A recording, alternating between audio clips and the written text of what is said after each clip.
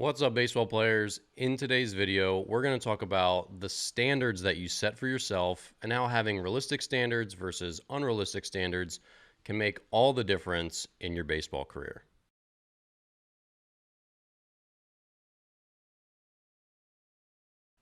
All right, so if you're new here, I'm Coach Dan Blewett. I do tons of videos on pitching, on mental training, on strength training, arm care, the whole picture of baseball here on my channel. So in today's video, we're going to talk about standards, and this is actually a clip from a bigger webinar that goes into 5 struggles from mental training. So if you're a player who wants to improve your mental game, or you're a parent or a coach who wants advice on how to help your athletes with the mental game, then you'll find a link to the free webinar. It's free. It just requires an email. If you want to watch the whole 45-minute webinar, this is just a like 7-ish minute clip, something like that.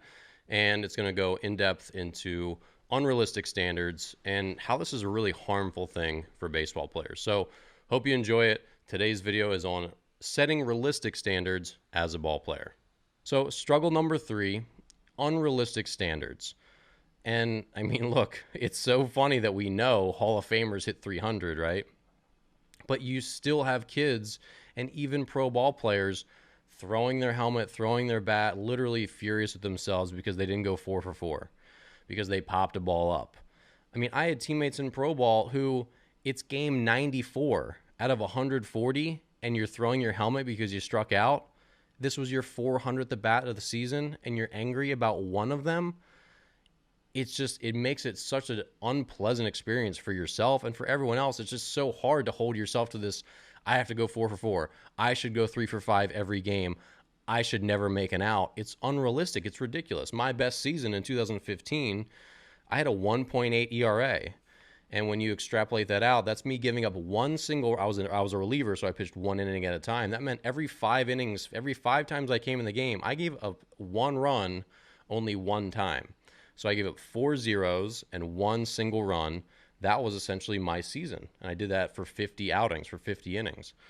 And that's a really high standard to hold. But even then, I can't expect to put up a 0 every time out.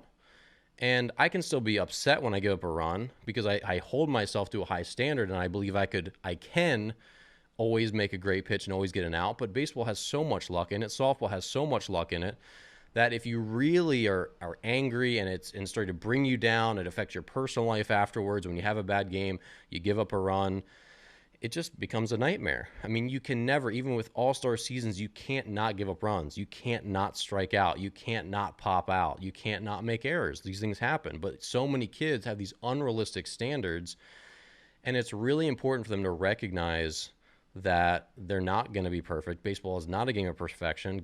Baseball is a game of consistency, of showing up every day and doing your best. So one of the ways I help athletes is through worksheets, and also just from these conversations. You know, one of the worksheets I use in my online course for mental training is a realistic standards worksheet. And I have them write these things down and see the absurdity of what they're expecting themselves to do. It's like, do you really expect yourself to go 3 for 5 when your heroes playing for UCLA softball, playing for Vanderbilt baseball, when your heroes are only hitting 350? Like, do you really expect that you should go 4 for 5 every game?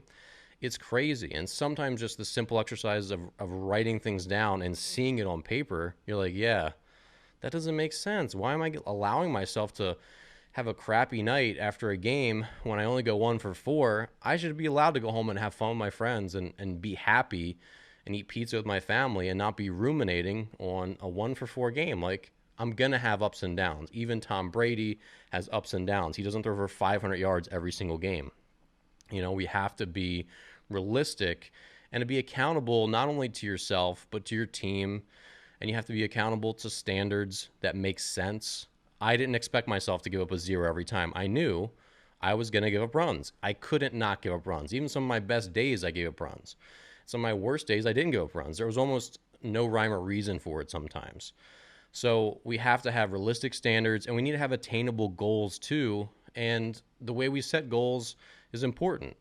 I didn't have really ERA goals for any season. I just had goals that I wanted to go out and compete really hard and pitch really well. And I didn't try to measure myself by stats because it's a hard thing to do.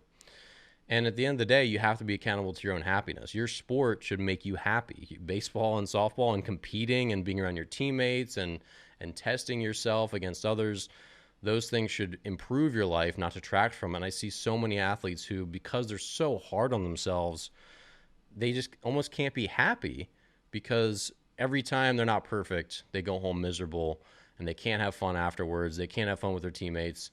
You know, they need a couple days to recover, and that's just like not the way to live. It's just not.